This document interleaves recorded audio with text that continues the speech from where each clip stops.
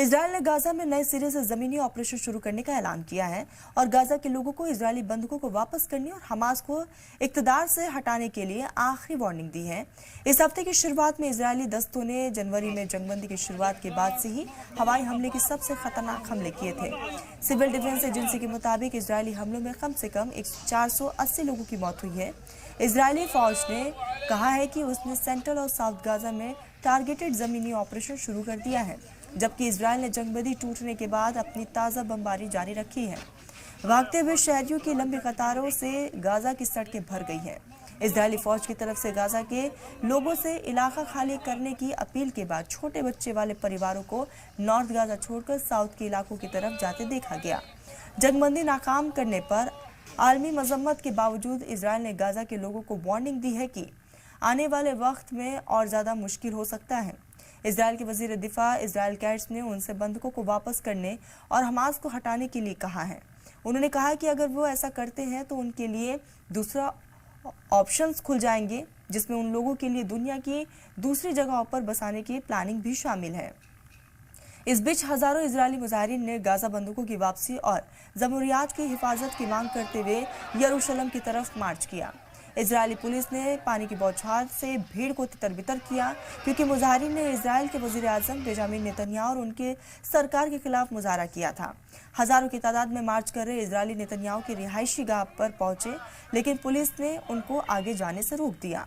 Gaza में बंधकों के साथ जंग को फिर से शुरू करने के फैसले से सरकार मुखालिफ रैलियों को नई रफ्तार दी गई है। हमास ने अभी भी 59 बंधकों को बंधक बना रखा है, जिनमें से 24 को जिंदा होने का इम्कान है। मुजाहिरीन का कहना है कि मौजूदा नेतन्याहू इंतजामिया सियासी मफाद के लिए जंग को जारी रखे हुए हैं।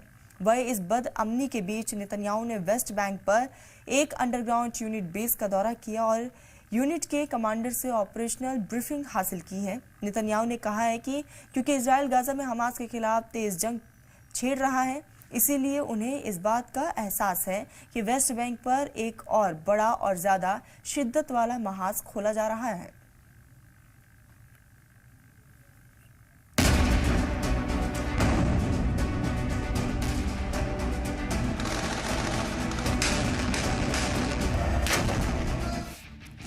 इजरायल ने गाजा में एक बार फिर से टैंक उतारकर जमीनी हमले शुरू कर दिए हैं। इजरायली डिफेंस फोर्स के मुताबिक उसने गाजा पट्टी के सेंट्रल और साउथ के हिस्सों में ग्राउंड ऑपरेशन शुरू किया है।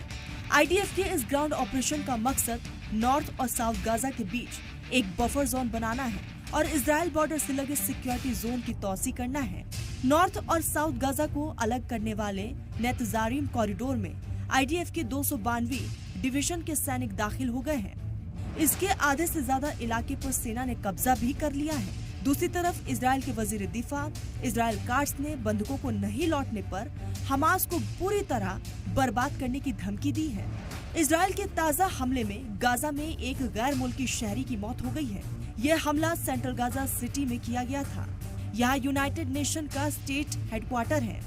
इसी के आसपास किए गए अटैक में गैर मुल्की शहरी की मौत हुई है और इनके अलावा 4 दीगर लोग जख्मी भी हुए हैं। हालांकि इजरायली फौज ने इस हमले को मानने से इनकार किया है और उनका कहना है कि उनका निशाना नॉर्थ गाजा में हमास का एक ठिकाना था। इजरायल के वजीर आजम बेंजामिन नेतन्याहू ने मंगलवार को गाजा में हवाई हमले फिर से शुरू करने के फैसले का दिफा किया है और वहां की जंगबंदी बहाल करने के लिए बातचीत सिर्फ हमले के बीच जारी रहेगी। वहीं बुध की रात यरूशलेम में नेतन्याहू के खिलाफ हजारों लोग सड़क पर मुजाहरा करने उतरे। ये एहतजाजी इजरायली खुफिया एजेंसी शिन बेट के चीफ रोनेन बार और अटॉर्नी जनरल गली बहाराव मियारा को ओहदे से हटाने और गाजा में दोबारा जंग शुरू करने के फैसले की मुखालिफत कर रहे थे। इस दौरान पुलिस और मुजाहिरीन के बीच झड़प भी हुई। पुलिस ने भीड़ को तितर-बितर करने के लिए वाटर कैनन से पानी की बौछार की। सड़कें जाम करने के इल्जाम में पुलिस ने 12 लोगों को गिरफ्तार भी किया। अटॉर्नी जनरल गली बहाराव मियारा ने शिन बेट के चीफ रोनेन बार को हटाने के फैसले को गैर कानूनी करार दिया था। इसके बाद नेतन्याहू ने मियारा को भी ओहदे से हटाने का फैसला किया है।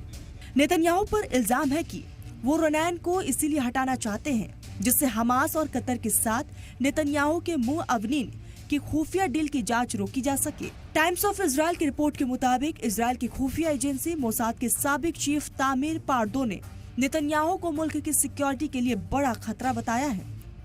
ब्यूरो रिपोर्ट, सलाम टीवी।